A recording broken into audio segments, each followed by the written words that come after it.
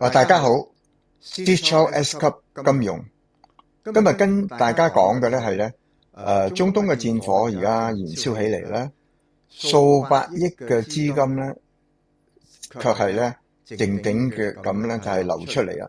咁香港咧，或者會成為全球最大一個財富嘅避風港喎。佢而家中東嗰個槍炮聲仍然喺度咧回響緊。但係真正嗰個戰場嘅鐘聲咧，其實咧早已經轉移咗響另外一邊㗎啦，唔係中東嘅沙漠裏邊，亦都唔係海峽，係咧全球個金融網絡個底層嘅架構啊！呢個天咧真係變啦，美元咧唔係再係冇風險嘅代名詞。過去幾十年咧，全球嘅富翁咧有一套默認嘅財富嘅邏輯。就係將錢變成美元，然之後咧就去買美國嘅國債啦，然之後再進入去呢個瑞士或者係華爾街嘅銀行裏邊。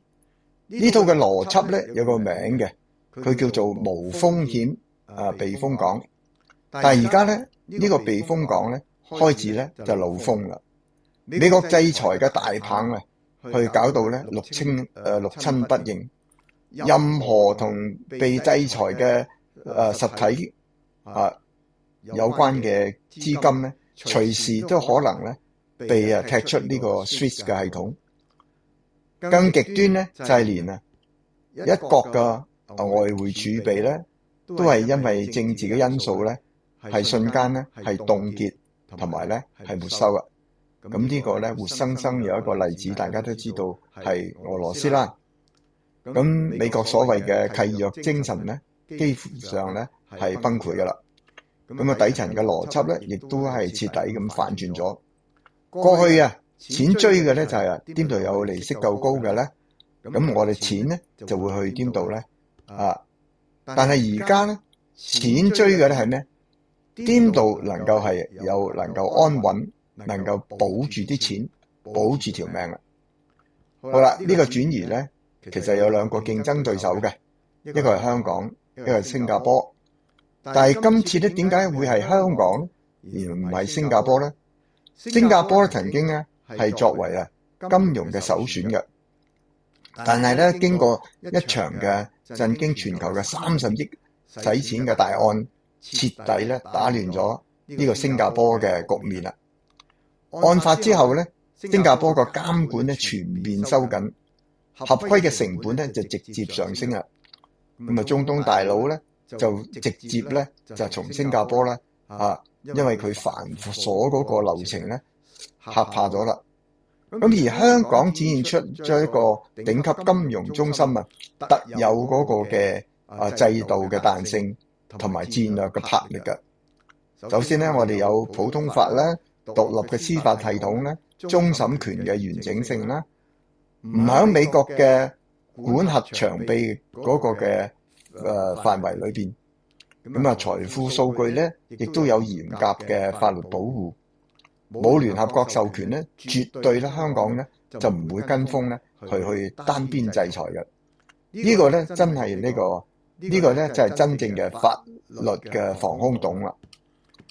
咁政策紅利全面咧就係滿分嘅，利得稅啦。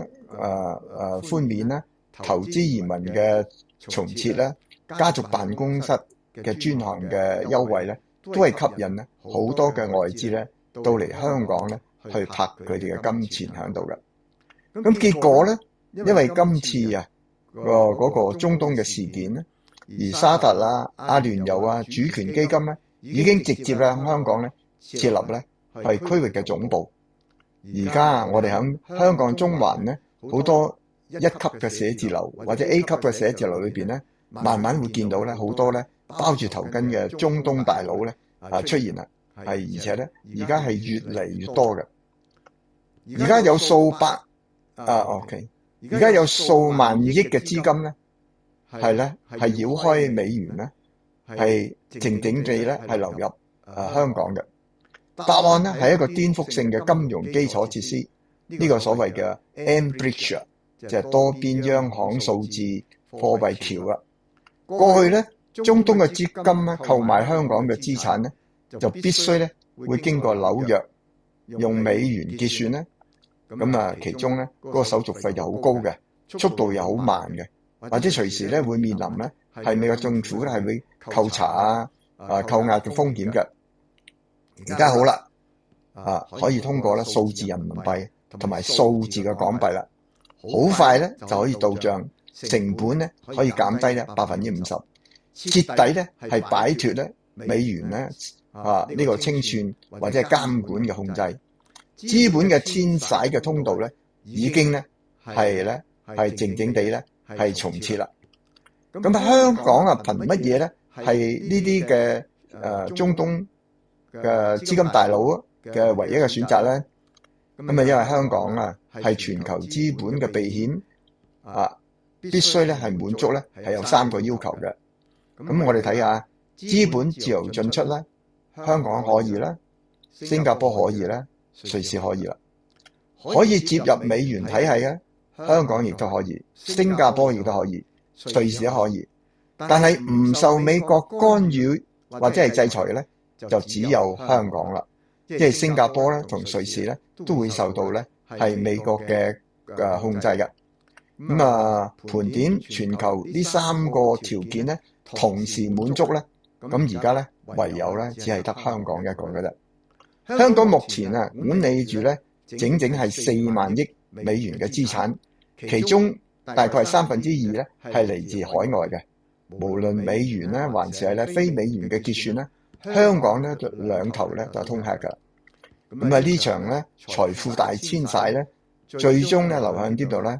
咁好多資金流入香港咧，就唔會咧全部去投入去晒股市嘅。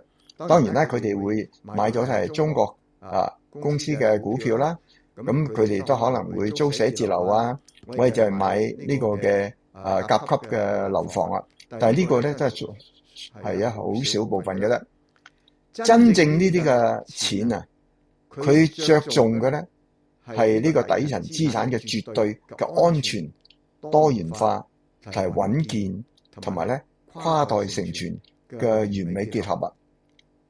咁呢一場咧史詩級嘅財富大遷徙咧，咁咧就佢哋選擇咗咧係香港嘅保險市場。佢點解佢會選擇保險咧嚟作呢個傳承咧？因為咧佢呢啲嘅功效咧就有呢個信託嘅功能，但係就冇信託嘅收費。咁而家我講緊咧，佢哋入嚟咧又唔係買一般嘅保險㗎，就係買呢一種帶有傳承嘅功能嘅保險嘅啫。咁呢種嘅保險咧有4大嘅核心優勢嘅。咁第一咧就佢有靈活可以提取啦，咁可以咧係幫佢哋咧係守護佢哋嘅摯愛啦，或者係佢哋至親啦。咁因為喺第3個保單嘅週年起咧，即係話第3年咧，可以家人咧靈活咁去靈活咁咧去提取部分嘅保單嘅價值。咁喺關鍵嘅時限咧，能夠提供咧財務嘅支持咧俾佢哋家人。咁即係話佢可以用保單上面嘅賺取嘅利益咧，可以咧按月或者按年咧分批俾佢哋嘅家人包括子女呢個太太咁樣。第二個咧就係咧後備受保人嘅機制咧，財富永續。咁提名可以咧係提名咧後輩咧作為一個後備嘅受保人啦。咁如果而家呢個嘅受保人嘅身故之後咧，咁保單咧就可以咧無縫接棒，成為咧一個佢後輩成為一個嘅呢個受保人啦。咁而所有權益咧完整咧係保存不變。咁呢個至係咧真正嘅跨代嘅傳承啦。咁第三咧就係保單分拆，精確咁樣嘅規劃。喺第5年保單週期起咧，就可以靈活咁去分拆保單，精確咧分配咗家族嘅財富咧，係傳承嘅藍圖。咁即係話，譬如話佢有5個太太嘅，咁佢要將嗰個保單咧去分俾咧嗰5個太太嚟做收益人嘅。咁呢個彈性就好大噶啦。好啦，如果係講句唔聽，響頭嗰5年佢係真係有意外咧，發生意外啦，身故咧，佢有額外嘅保障嘅。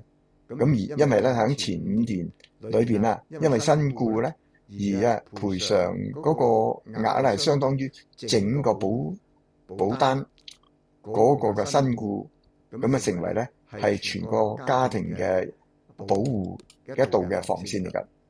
咁我哋舉一個例啊，理解下呢種嘅帶有傳承信託嘅保單嘅收益係點咧？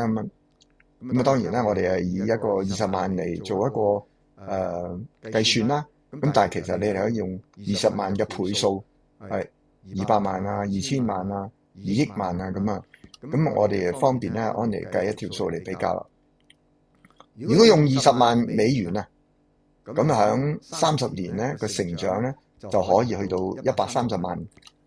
咁我哋睇下，佢響如果你擺咗20萬喺度，第10年咧，佢哋已經可以咧個增值到去咧29萬噶啦。去到15年咧就去到44萬。咁響第20年咧去到61萬。響25年咧就去到93萬。響30年咧去到130萬。咁響經過擺呢20萬，經過30年啊，你嘅資產咧就可以超過6倍啦。咁相當之吸引嘅。咁另外我哋又睇下咧，佢一個靈活嗰個提取嗰個方式又係點咧？咁如果佢係頭嗰5年投入咗20萬，咁而響第5年之後開始咧，係佢每年攞1萬，跟住咧攞20年，咁啱啱將個保金原本嘅本金嘅20萬攞走啦。咁但係攞走之後咧，到期時咧佢嗰個嘅增值咧已經去到40萬噶啦，而且如果你唔攞呢40萬會繼續增長嘅。咁響25年咧就變咗係43萬，30年咧去到59萬，75年去到112萬噶。咁而咧使到咧個本金非常之安全而可以咧持續增長啦。嗰個靈活性咧係可以做呢個傳承嘅功能。呢個至係頂級家族嘅資金追逐嘅嗰個嘅財富嘅方案啊！咁而家咧風向咧已經變啦，錢亦都變啦。當全球嘅資本係迫切咁需要咧一個規避地緣政治嘅風險咧，自由流動嗰個平台嗰個體系嘅時候咧，香港叉叉號咧係同時擁有咧呢個硬件基礎嘅設施，同埋咧成熟金融嗰個嘅操作嗰個嘅系統㗎。真正嘅聰明嘅人咧，從唔喺新聞裏邊咧去揾答案嘅，而係咧會提前咧係將通道同埋安全咧係鋪定好㗎。咁你嘅財富又已經準備好未有咧？咁呢啲咧亦可以俾大家去參考嘅。如果係需要了解到呢啲嘅保險配置方案咧，或者係攞嘢去咧係私聊咧，係或者係親自咧係歡迎咧係私信咧係諮詢嘅。好啦，今日節目咧到此為止啦。如果大家有咩提問咧，就歡迎大家響 Steve Chow 嘅 S 級金融下面咧留言啦。咁提醒大家一下，任何金融投資咧都具有風險嘅。響作出任何嘅投資決定之前咧，你又必須要了解到自己能夠承受嘅風險咧程度有幾高同埋你嘅程度，咁充分咧理解你所要投資嘅產品嘅性質啦。咁下次咧再同大家傾啦。今日節目到此為止，多謝大家拜拜。